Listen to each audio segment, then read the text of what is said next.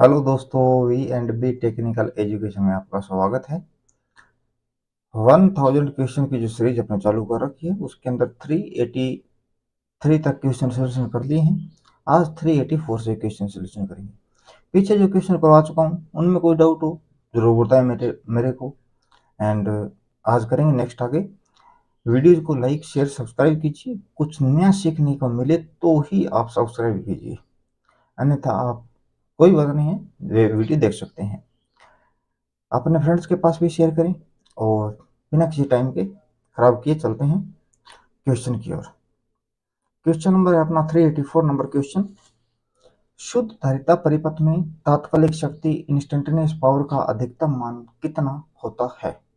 Maximum value पूछ रहा है। ओके, तो करते हैं सॉल्यूशन। आपको इसके अंदर मैंने कई चीजें बता रखी है। बी इंडक्टर हो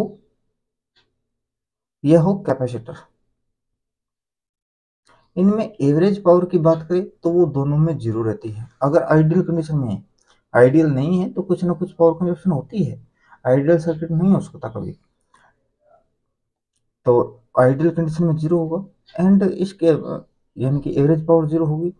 और इसमें बात करें अपने इंस्टेंटेनियस पावर कितनी रहती है, तो वो हमेशा दोनों के अंदर वेरिएबल्स रहती है, वेरिएबल पावर रहती है। अभी देखते हैं इसके अंदर वेरिएबल पावर कितनी रहेगी। तो अपने इंस्टेंटेनियस जो वैल्यू लिखते हैं वो लिखते हैं वोल्टेज के लिए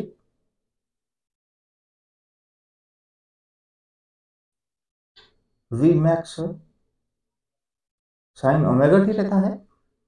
पावर के लिए मल्टीप्लाई करेंगे धारा से, तो I max sine omega T plus. अब ये बात किसकी कर रहा है? कैपेसिटी सर्किट की, तो प्लस 90 डिग्री से धारा आगे रहेगी। ओके, ठीक है। यहाँ पर वी मैक्स आई मैक्स को एक साथ ले लेते हैं, ब्रैकेट में लिखेंगे sign omega T multiply sign omega T plus 90 degree का एंगल। ओके, तो यहाँ पर साइन ओमेगा टी है और यहाँ पर sign omega T plus 90 degree, तो साइन जीरो का मान और कोस 90 का मान एक समान रहता है। तो इसको इस प्रकार भी लिख सकते हैं, V max I max bracket में sine omega T plus omega T multiply cos omega T. Okay, किसी प्रकार से कोई डाउट नहीं। इससे वो अपने ट्रिग्नोमेट्री बुलियन अलजेब्रा के फॉर्मूले आपको याद होंगे नॉर्मली, उस हिसाब से लिखें तो इसको sign A multiply sine B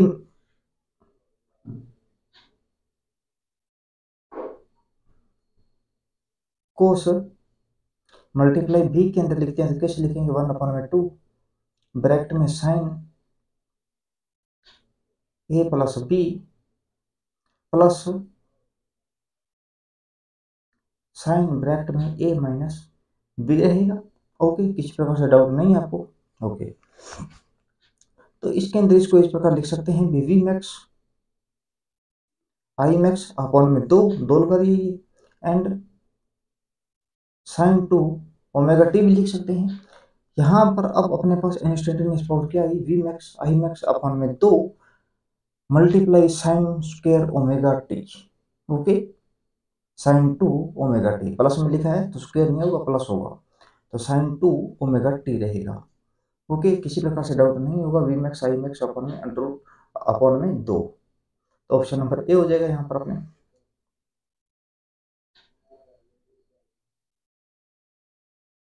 question number 385, dual starter में 0 वोल्ट कॉइल एनवीसी की आपूर्ति खालिस्तान के माध्यम से स्टार्ट बटन जारी करने के बाद अनुरहित रहता है, तो किसके साथ रहता है उसके बाद में डिपेंड करता है स्टॉप बटन पर। बेसिक सा क्वेश्चन है। जो ड्यूल स्टार्टर होता है ये 5 HP तक मोटर को स्टार्ट करता है। स्टार एंड डेल्टा जो स्टार्ट रहता है, इसके अंदर स्टार स्टार्टिंग में मेन टर्मिनल्स होता है एंड डेल्टा आएगा यानी कि टाइमर आता है, और टाइमर निश्चित समय के बाद में डेल्टा में कन्वर्ट कर देता है। ये अपने को स्टार्ट करता है 3 HP से लेकर 15 से 20 HP तक।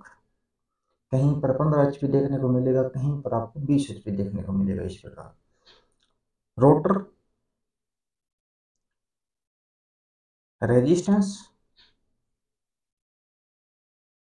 स्टार्टर की बात करें तो रोटर जो रेजिस्टेंस स्टार्टर होता है ये 20 एचपी तक मोटर को स्टार्ट करता है।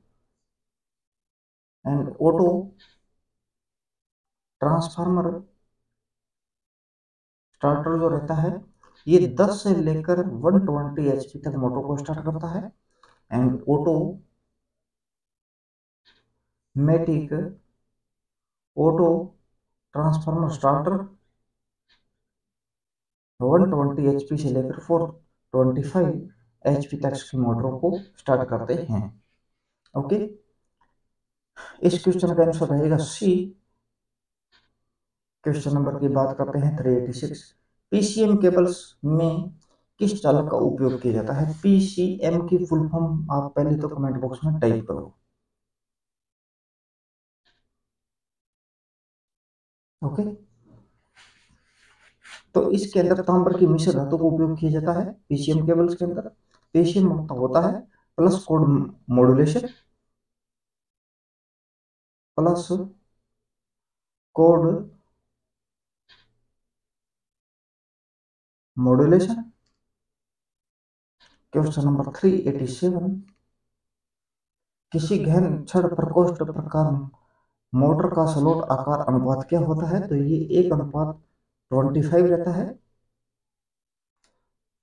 फिक्स डाटा है, याद रखना। ये तो नॉर्मल सिंगल लाइनिंग क्वेश्चन है। पुनर्उत्पादन स्विचिंग विशेषता एस को प्रदर्शित करता है, तो ये एस थायरिस्ट रहता है अपने पास। 389 नंबर क्वेश्चन देखो, ये 11/12 नहीं है। इसके अंदर क्वेश्चन ये I1 धारा की वैल्यू है इस डायरेक्शन में, अपॉन में जो I2 की धारा है वो डायरेक्शन है इस दिशा में। दी गई आकृति में तार में 1 मिली एम्पीयर की धारा उत्पन्न करने के लिए इलेक्ट्रॉन बाएं से दाएं विचलन कर रहे हैं, तो I1 और I2 धारा का निर्धारण करें। बताओ, लेफ्ट टू राइट की ओर धारा का मान फ्लो कर रहा है, वो भी कौन से क्या कर रहा है? इलेक्ट्रॉन फ्लो कर रहे हैं। बताओ, बिल्कुल सिंपल क्वेश्चन है। आपको पता है इलेक्ट्रॉन जो रहता है ये लोअर टू हायर पोटेंशियल की ओर रन करता है, लोअर टू हायर पोटेंशियल की ओर रन करता है। यानी कि धारा इलेक्ट्रॉन के अपोजिट चलती है। इलेक्ट्रॉन बैटरी में बात करें तो नेगेटिव से पॉजिटिव की ओर चलेंगे, जबकि धारा पॉजिटिव टू नेगेटिव रहती है। तो यहाँ से धारा इलेक्ट्रॉन जो है बाएं से दाएं की ओर चल रहे हैं, तो यहाँ पर धारा की जो वैल्यू होगी वो 1 मिली एम्पियर माइनस में रहेगी। ऑप्शन बी एंड सी बन रहा है। एंड सेकंड की बात करें तो ये बाएं से दाएं इलेक्ट्रॉन जा रहे हैं, तो दाएं से बाएं क्या होंगे? धारा होगी, तो ये प्लस 1 मिली एम्पियर की रहेगी। Option number C is very correct. समझा गया शायद तक आपको? ये आई वन अपन में I2 लिख दिया मैंने, और ये तीर का निशान इस तरफ शो कर रहा है, ये तीर का निशान इस तरफ शो कर रहा है, ये तीर का निशान धारा को शो कर रहा है। क्वेश्चन में लिखा हुआ है इलेक्ट्रॉन बाएं से दाएं जा रहे हैं। इलेक्ट्रॉन बाएं से दाएं जा रहे हैं, तो मतलब धारा की डायरेक्शन क्या है? दाएं से बाएं है। ये इस डायरेक्शन में है तो -1 मिली एम्पियर, ये डायरेक्शन धारा की दिशा इस डायरेक्शन में है, तो धारा रियल इस डायरेक्शन में है, तो 1 मिली एम्पियर हो जाएगा। क्वेश्चन का आंसर हो जाएगा अपने पास सी। धारा इलेक्ट्रॉन के बारे में कुछ लिखो यार। सबसे पहले इलेक्ट्रॉन, प्रोटॉन, न्यूट्रॉन। प्रोटॉन के इलेक्ट्रॉन के अंदर चार्ज कितना होता है? -1.6 गुना 10 की पावर माइनस कितना होता है? 19। प्रोटॉन के अंदर चार्ज रहता है 0.16 गुना 10 की पावर -19, और न्यूट्रॉन में चार्ज होता है 0। वेट की बात करें तो वेट इलेक्ट्रॉन में रहता है 9.108 मल्टीप्लाई 10 की पावर -31 किलोग्राम।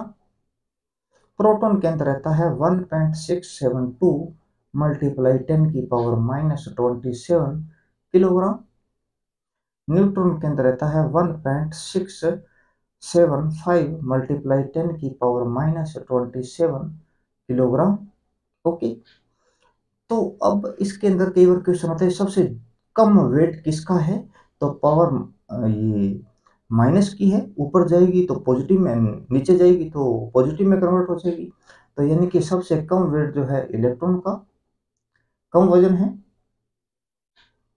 एंड अपने पास जो न्यूट्रॉन के अंदर है, पावर तो दोनों की सेम है, लेकिन यहाँ पर 0.672 है और यहाँ पर 0.675 है।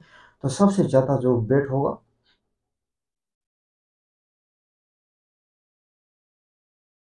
हाई हाई वेटेज होगा न्यूट्रॉन्स का। ओके, इलेक्ट्रॉन की खोज जे थॉमसन, प्रोटॉन की गोल्डस्टीन और न्यूट्रॉन की जेम्स चैडविक ने खोज की थी। क्वेश्चन नंबर देखते हैं 390 नंबर क्वेश्चन। उपलब्ध एकल फेज सोर्स से 3 फेज 5 एचपी मोटर चलाने के लिए कौन सा उपकरण जोड़ा जाना चाहिए। 5 एचपी तक मोटर को स्टार्ट करना है। तो आपने लगभग क्वेश्चन माइंड में सोच लिया होगा डीएल स्टार्टर है, लेकिन ऐसा नहीं है। ये कह रहा है सिंगल फेज सोर्स से लेकर 3 एचपी, एकल फेज स्रोत से 3 फेज, जिसको रेल में अपने केंडो प्रणाली कहते हैं। सिंगल फेज को 3 फेज में कन्वर्ट करते हैं, तो केंडो प्रणाली सिस्टम रहता है। केंडो प्रणाली ट्रैक्शन सिस्टम कह सकते हैं अपने। तो वो होता है इन्वर्टर एंड यूपीएस सिस्टम के द्वारा सिंगल को 3 फेज में कन्वर्ट करेंगे, उसके बाद में 3 एचपी मोटर को स्टार्ट करेंगे। ऑप्शन नंबर रहेगा अपना बी।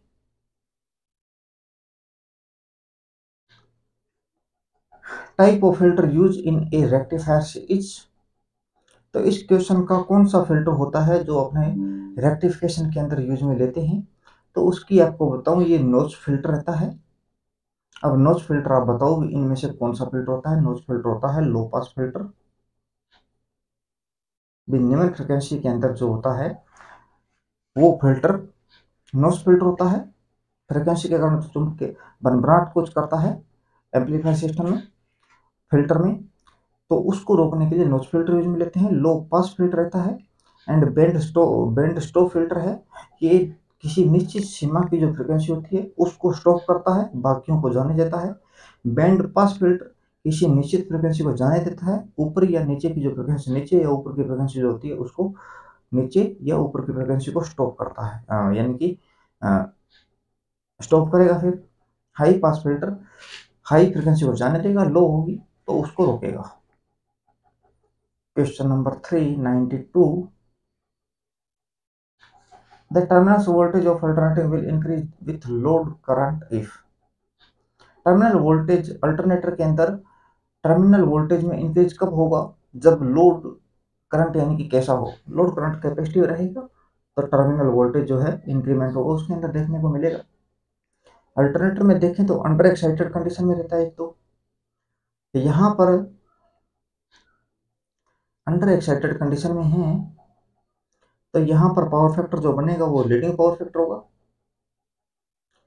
मैग्नेटाइजेशन आर्मेचर रिएक्शन होगा। बैक ईएमएफ का मान ज्यादा होता है टर्मिनल वोल्टेज से।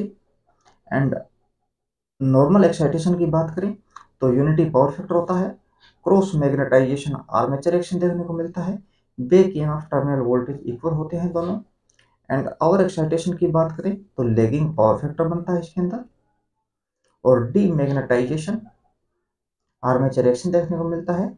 और बैक ईएमएफ जो रहता है टर्मिनल वोल्टेज से कम होता है, तो नॉर्मली ज्यादा चला जाएगा।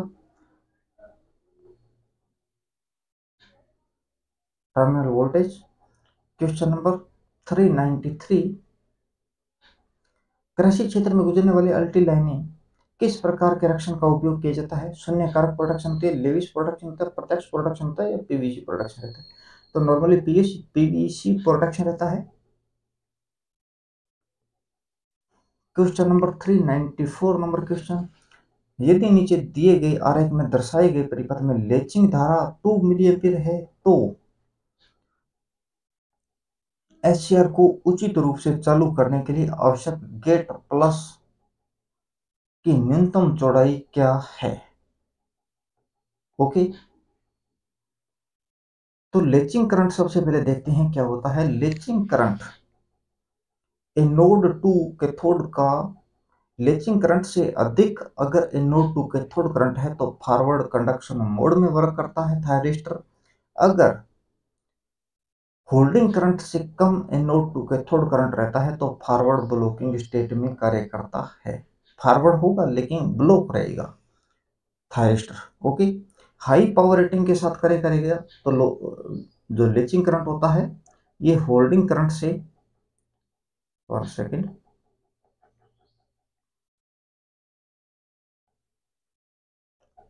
लेचिंग करंट होल्डिंग करंट के मध्य संबंध देखें। अगर ये हाई पावर रेटिंग के साथ वर्क करते हैं तो लेचिंग करंट जो है वो 2 से 3 गुना मल्टीप्लाई रहता है होल्डिंग करंट से।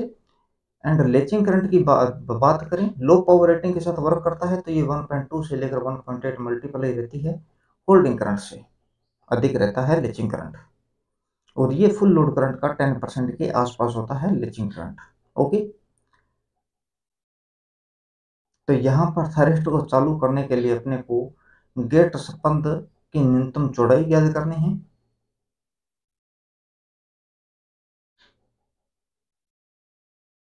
तो इसके अंदर अपने सिस्टम देखेंगे B E M F is equals to minus L D I by D T का फॉर्मूला यूज करेंगे। ई एम एफ अपने पास 100 वोल्टेज का है is equals to inductance 0.2 henry का है।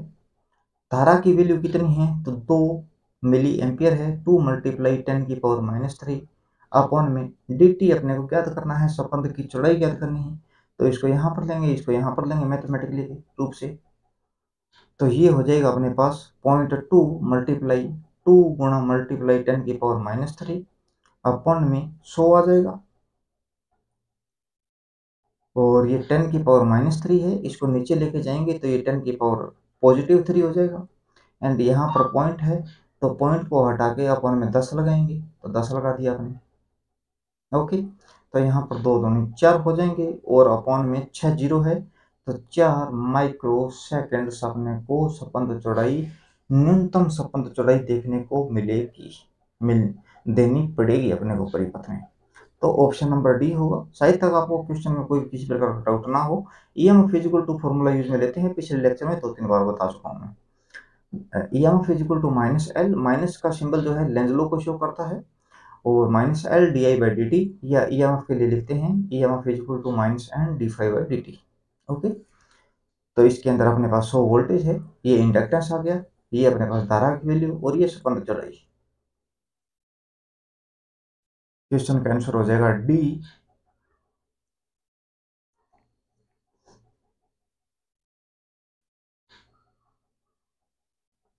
क्वेश्चन नंबर है 395 नंबर।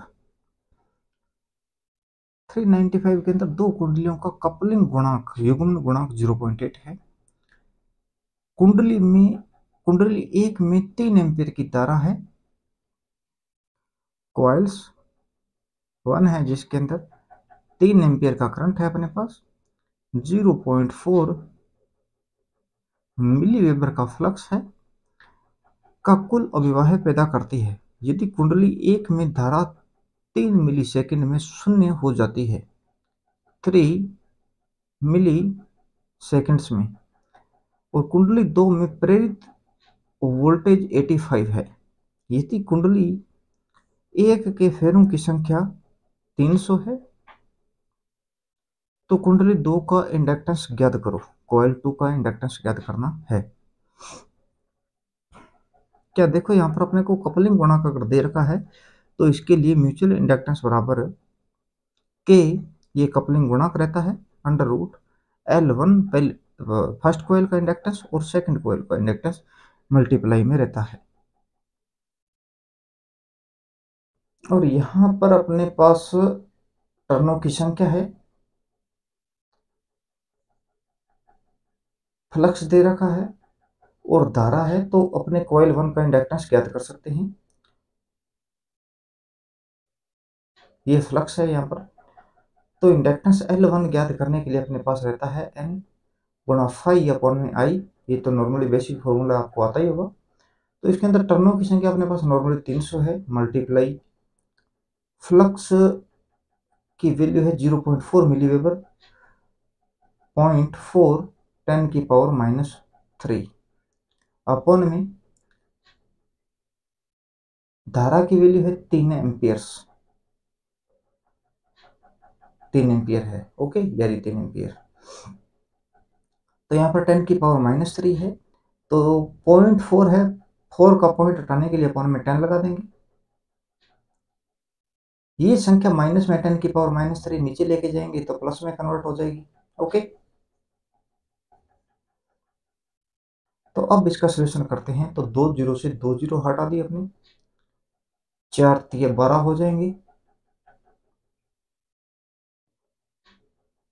और 12 के अंदर 3 से डिवाइड करेंगे तो ये बचेगा 4।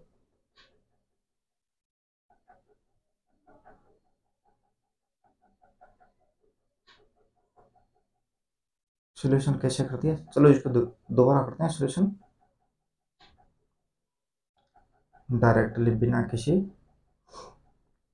संख्या चेंज के। टर्नों की संख्या 300 मल्टीप्लाई, और अपने पास इसके अंदर n गुणा 5 फ्लक्स कितना है, फ्लक्स है 0.4 मिलीवेबर, 0.4 10⁻³ अपॉन में धारा है 3 एम्पियर, 3 को काटेंगे तो यहाँ पर आएगा डायरेक्टली 100, 2 जीरो से 2 जीरो यहाँ पर काटेंगे तो ये आएगा 10⁻⁻1,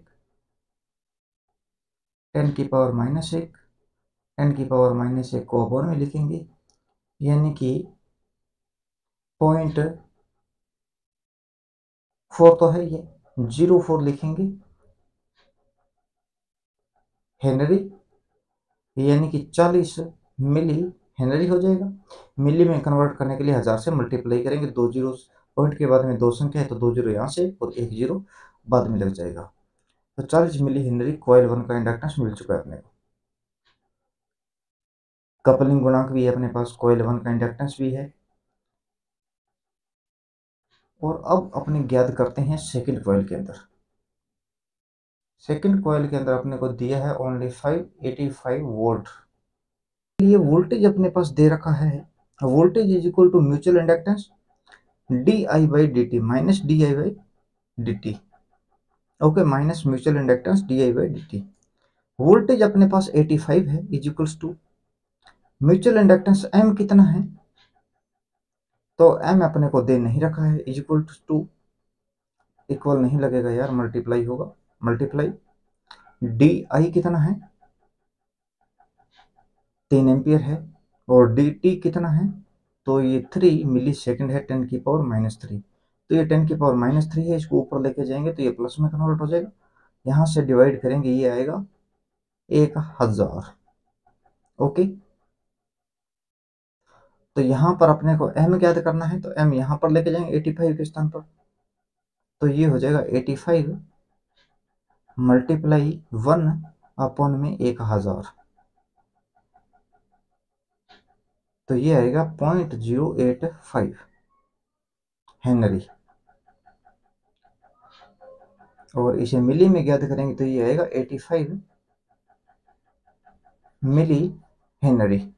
यहाँ तक तो किसी को डाउट नहीं होगा शायद तक, वही फॉर्मूले लगा रहे हैं। अब अपने यहाँ पर देखेंगे just mutual inductance is equals to K coupling गुणांक under root L1 multiply L2। Mutual inductance आपने यहाँ पर ज्ञात कर लिया है कि कितना है 85, यहाँ पर म्यूचुअल इंडक्टेंस ज्ञात किया है, इज इक्वल्स टू कपलिंग गुणांक 0.8 है, अब अंडर रूट L1 कॉइल कितनी है 40 मिली हेनरी की है, तो 40 गुना मल्टीप्लाई 10⁻³ L2 करेंगे ज्ञात, ओके। तो यहां से अपने को मिलेगा डाटा, इसका अंडर रूट आएंगे तो इन सब के ऊपर बाहर की जो संख्या इनके ऊपर स्क्वायर लगेगा, तो लगाते हैं 85 स्क्वायर इज इक्वल्स टू 0.8 का स्क्वायर इज इक्वल्स टू यहाँ पर इक्वल नहीं होगा, ये तो मल्टीप्लाई है, मल्टीप्लाई 40 गुणा 10⁻³ मल्टीप्लाई L2। L2 को ज्ञात करना है, तो यहाँ पर L2 इज इक्वल्स टू लिखेंगे 85 स्क्वायर्स अपॉन में 0.8 का स्क्वायर्स मल्टीप्लाई 40 गुणा 10⁻³ ओके। यहाँ तक शायद तक आपको डाउट नहीं होगा, तो इसको सोल्यूशन कर लो, क्वेश्चन का आंसर मिल जाएगा आपको। करता हूँ मैं कैलकुलेटर से डायरेक्ट, आप करो वहां से, कुछ समझाएगा।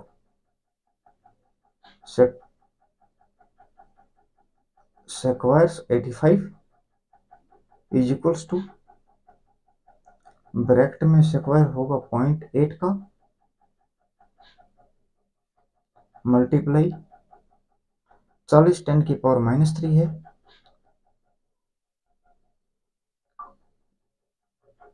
तो ये हो जाएगा 0.4।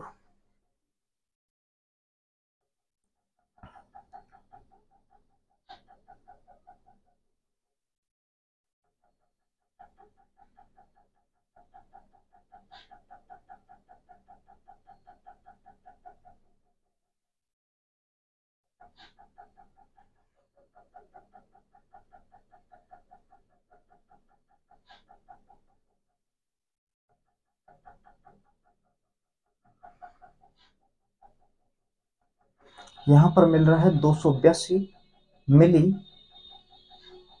हेनरी। म्यूचुअल इंडक्टेंस कितना मिल रहा है?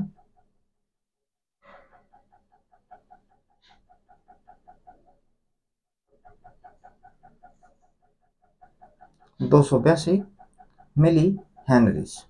ओके दोस्तों, क्वेश्चन आपको शायद तक समझ आ गया होगा। कॉइल 1 का 3 एम्पियर धारा है, 4 मिली वेबर का फ्लक्स है, 3 मिली सेकंड समय है, 300 टन है। तो इसके द्वारा आपने L1 तो ज्ञात कर लिया normally.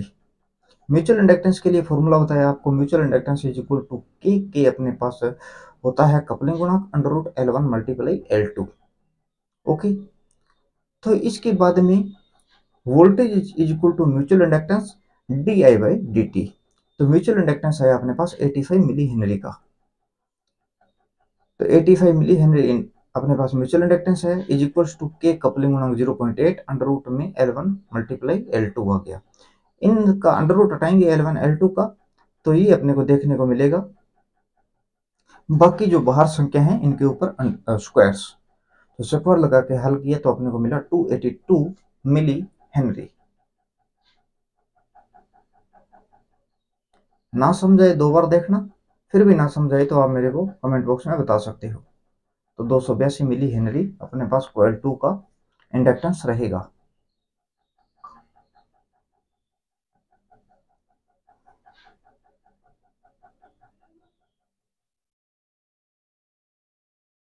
Question number 396 number, in DC operation of fluorescent tube the life of that tube. तो डीसी ऑपरेशन के अंदर फ्लोरोसेंट ट्यूब की लाइफ क्या होगी एसी ऑपरेशन की तुलना में? तो वो 80% तक गिर जाती है एसी की तुलना में, डीसी पर यूज करने पर। कई बार क्वेश्चन आता है कि जो फ्लोरोसेंट ट्यूब होती है एसी पर नॉर्मली यूज करते हैं, अगर डीसी पर यूज करेंगे तो क्या अपने को चाहिए अलग से इक्विपमेंट? तो वहां पर चौक तो आपको पता है डीसी सर्किट में शॉर्ट सर्किट की बनती और कैपेसिटर ओपन सर्किट की बनती व्यवहार करता है। तो चौक तो शॉर्ट सर्किट है, तो डायरेक्टली करंट आएगा उतना पास करेगा। तो यहाँ पर करंट नियंत्रण के लिए अपने रेजिस्टेंस यूज में लेते हैं, रेजिस्टेंस जो परमानेंटली करंट को कंजप्शन करता है, पावर को कंजप्शन करता है। पावर कंजप्शन करेगा तो शक्ति हानि ज़्यादा होती है एंड डीसी के अंदर लाइफ भी कम होती है फ्लोरोसेंट ट्यूब की। क्वेश्चन नंबर 397, 2 मेगाहर्ट्ज पर 100 माइक्रो हेनरी कुंडली का Q का मान 200 है। प्रभाव कुल कुंडली का प्रभावी प्रतिरोध होगा अपने पास कितना होगा, तो वो आप बताएं। 2 पाई ओम रहेगा, 4 पाई ओम होगा, 6 पाई ओम होगा या पाई ओम होगा। ओके, तो देखते हैं इसके अंदर क्वालिटी फैक्टर के बारे में। आपको फॉर्मूले मैंने पहले कई बार बता चुका हूँ, रेजोनेंट फ्रिक्वेंसी अपॉन में बैंडविड्थ रहती है। रेजोनेंट फ्रिक्वेंसी के लिए नॉर्मली अपने फॉर्मूला लगाते हैं under root low power frequency multiply high power frequency रहता है। बैंडविड्थ के लिए अपने फॉर्मूला लिख सकते हैं high power frequency minus low power frequency. Okay, हटा रहा हूँ, आप जस्ट नोट करते रहना यार, वीडियो पॉज करके कर सकते हो। तो ऑफलाइन क्लास अपलोड है, ऑनलाइन भी चालू करेंगे एक बार, थोड़े स्टूडेंट ऐड हो जाएं अपने पास। और इसके लिए 1/cos भी लिख सकते हैं। cos पाई रहता है 1/r/z, तो इसे z/r भी लिखेंगे। Omega L divide by R के द्वारा लिखेंगे। ओमेगा जो रहता है ये 2 पाई एफ के इक्वल होता है। फ्रिक्वेंसी अपने नॉर्मली लिखते हैं हर्ट्ज में, लेकिन 2 पाई एफ लिखें या ओमेगा लिखें तो इक्वल है दोनों। तो इसे रेडियन पर सेकंड इसके अंदर यूनिट बन जाती है अपने पास। ओके, तो यहाँ पर साथ में 1/ओमेगा आर सी इसके फॉर्मूले रहते हैं क्वालिटी फैक्टर के। हटा रहा हूँ, वीडियो पॉज करके लिख लेना आप। इसके अंदर अपने पास फॉर्मूला सेट बैठेगा quality factor is equal to omega L divide by R, या लिखें 2 पाई एफ एल/में आर। क्वालिटी फैक्टर की वैल्यू 200 है, is equal to mega hertz frequency है, तो लिखेंगे 2 पाई एफ कितना है मल्टीप्लाई 2 मेगा हर्ट्ज, मेगा की वैल्यू 10⁶ होगी। 2 पाई एफ एल कितना होगा 100 माइक्रो हेनरी का है, माइक्रो का मतलब होता है 10⁻⁻⁶, अपन में लिखेंगे रेजिस्टेंस। ओके, कोई डाउट नहीं है यहाँ तक। मैथमेटिकली रूप से एल आर को क्यू के स्थान पर और क्यू को लेके जाएंगे आर के स्थान पर, तो ये हो जाएगा अपने पास 2 पाई, यहाँ पर एक देखो 10⁻⁻6 से 10⁻⁻6 का हट जाएगा, तो 2 पाई मल्टीप्लाई 2 मल्टीप्लाई 100/200, तो यहाँ 100 से काटेंगे 2 बचेगा, 2 से 2 हट जाएगा, तो 2 पाई ओम अपने पास रेजिस्टेंस की वैल्यू कितनी होगी 2 पाई ओम। ऑप्शन नंबर ए हो जाएगा। शायद तक डाउट नहीं होगा, नॉर्मल क्वेश्चन है, फॉर्मूले कुछ याद रखने पड़ेंगे आपको।